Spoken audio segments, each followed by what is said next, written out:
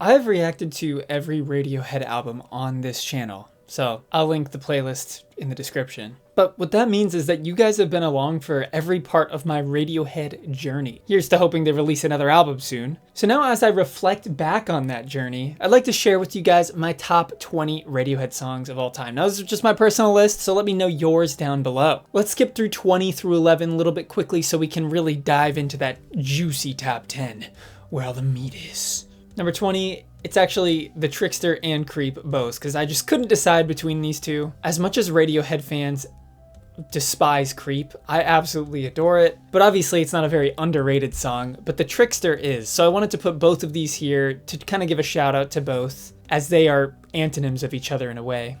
Number 19, Just.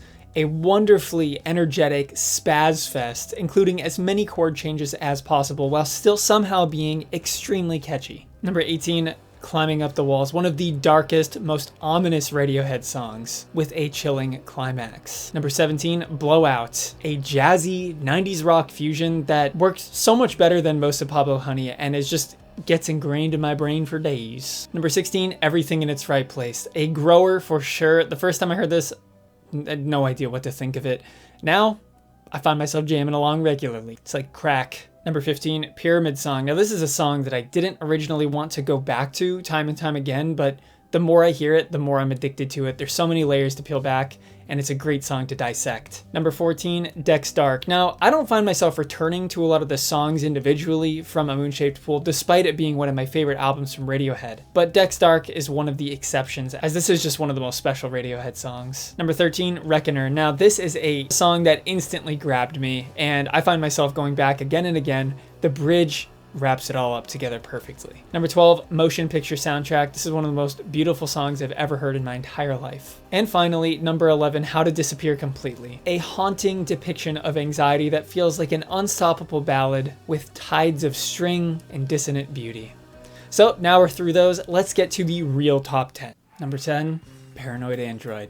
There's nothing I can say about Paranoid Android that hasn't been said thousands of times on YouTube alone already. But what I can say is that this song is an inspiration to me, especially nowadays when TikTok songs are becoming popular, and a lot of these, the attention span doesn't even last more than 2 minutes these days. There are sped up releases of popular hits just so that they can be done quicker. So songs that take 6 minutes and 27 seconds to deliver an odyssey to the listener feel exceptionally special to me. But the musical component of the song that always struck me the most is the chord progression. It is one of the most iconic and most memorable chord progressions despite being so wonky and progressive. It feels almost like Radiohead discovered a fact of the universe rather than synthesized something new with this chord progression. If you're interested, you can check my abominable cover of this song in the style of Muse on this channel. I'll link it. It's from 5 years ago, but listeners be warned. Number 9, Life in a Glasshouse. I've made it no secret that jazzy elements being fused into other genres is one of my favorite components in music. It just scratches this eternal brain itch that I got.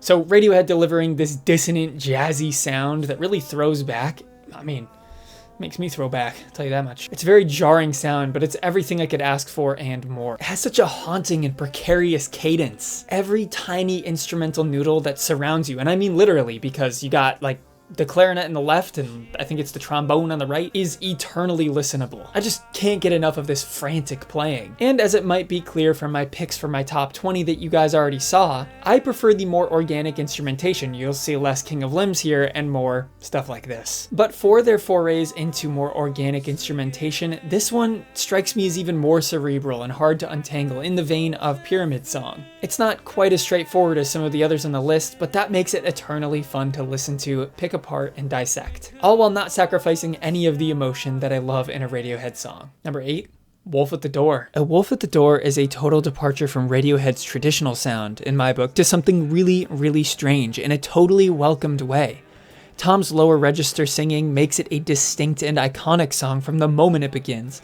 But even the instrumentation venturing into this weirdly medieval yet magical dance, it's far more theatrical than I've come to expect from the band, and I am a massive fan of this one-off departure. It's too bad they haven't gone back to a sound like this, and I doubt they will anytime soon. I don't really see anyone talk about this song too much, and I suspect it's partially to do with how it does kind of feel like the odd man out in a sea of distinctly Radiohead-ish outings. But that's why I'm all for it. Number 7, 2 plus 2 equals 5. 2 plus 2 equals 5 is a ticking time bomb and the subsequent explosion. And I have to admit, this is my personal favorite structure for a song. Hearing layers build up into a bombastic climax just tickles my biscuit in a way that nothing else can, other than that kind of music. And Radiohead surprisingly executes this frantic energy flawlessly, despite their more subdued reputation. As much as I do enjoy their introspective, boundary-pushing music, sometimes I just want to rock the frick out. And this song manages to do just that with just enough weird writing, strange production choices to keep it experimental and interesting. And I adore this song, and anytime I get a chance to show it off,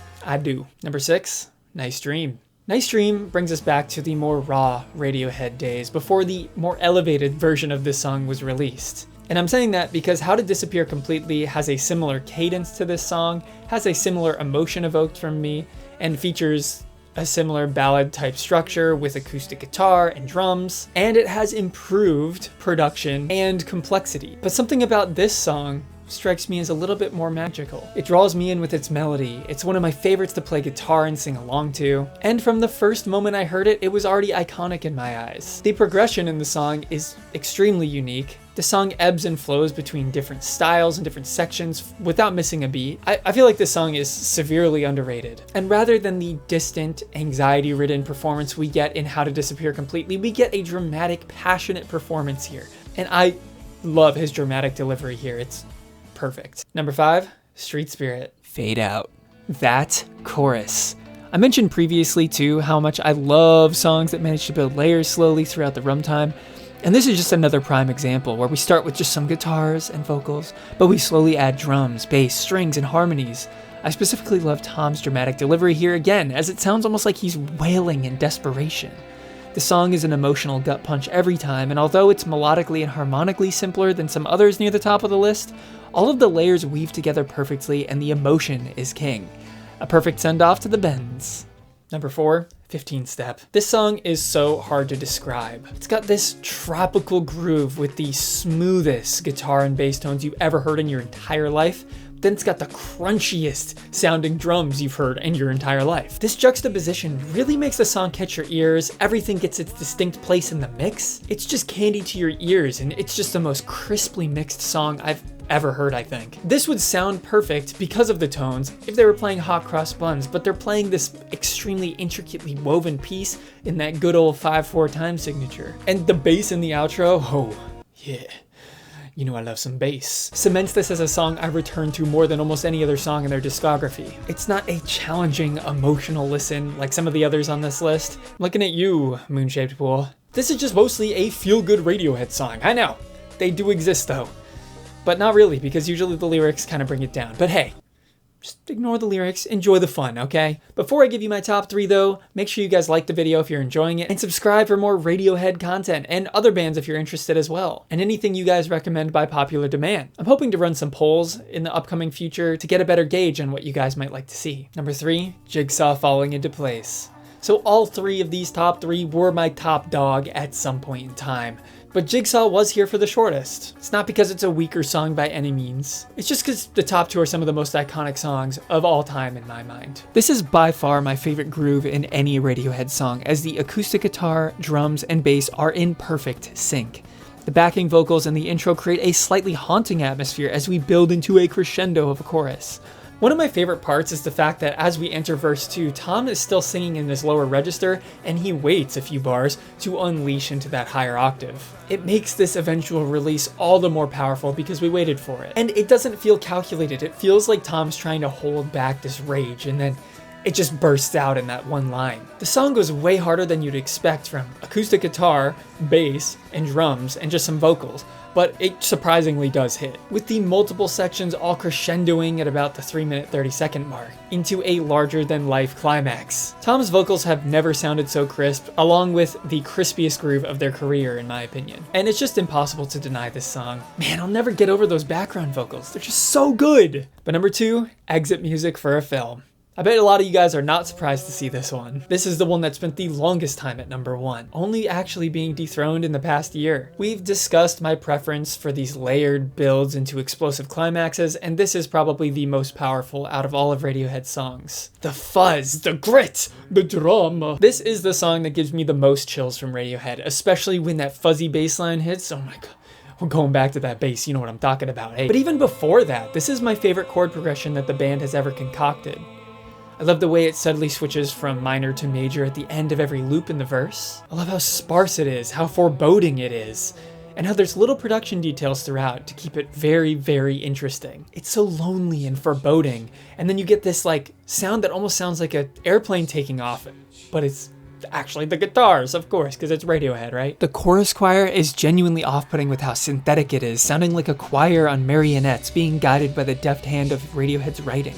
Then there's the strange sounds of the warping airplanes, dissonance in the second verse that I mentioned. It's produced by the guitars. It cements this as an artistically powerful song, and that's before we even get to the best Radiohead climax of all time. I don't even need to explain why this section is so good, as I'm sure you're aware. But again, I love that it doesn't come in all at the same time fully. First, it's really just that fuzzy bass, and then we wait a couple bars until we get the massive, full-on Radiohead assault. It's just ear candy, honestly. But finally, we have my favorite Radiohead song of all time right now, and that's Nude. Yep, that's right. My favorite Radiohead song is Nude. Oh yeah. It is one of the most beautiful songs I've heard in my entire life. It's trippy, beautiful, emotional, layered, and inspirational. I adore the reversed sounds throughout the runtime, especially in the intro, before we strip it all away to just leave you with the drums and bass in this weird cadence. I love how we have to gather what the implied harmony might be there. We don't know what the chords are because we're just vamping on the one note from the bass. Playing, it's one note, but it's an octave up as well. And it's not until the second or third time around that we actually get the background instruments to indicate what the harmony is. And as with everything that has to do with In Rainbows, it has the most perfect tones you've ever heard in your life. I particularly love in the chorus when you can actually hear the picks sliding along the strings. For some reason, that slight little crisp makes the chorus 10 times better. I love the weird strings in the second verse, and I love the heavenly finale. And I seriously doubt this song will be replaced as my favorite Radiohead song anytime soon. But that's my list. Let me know what you guys think down below. Check out my other Radiohead videos here. And I hope you all have a great day. Peace.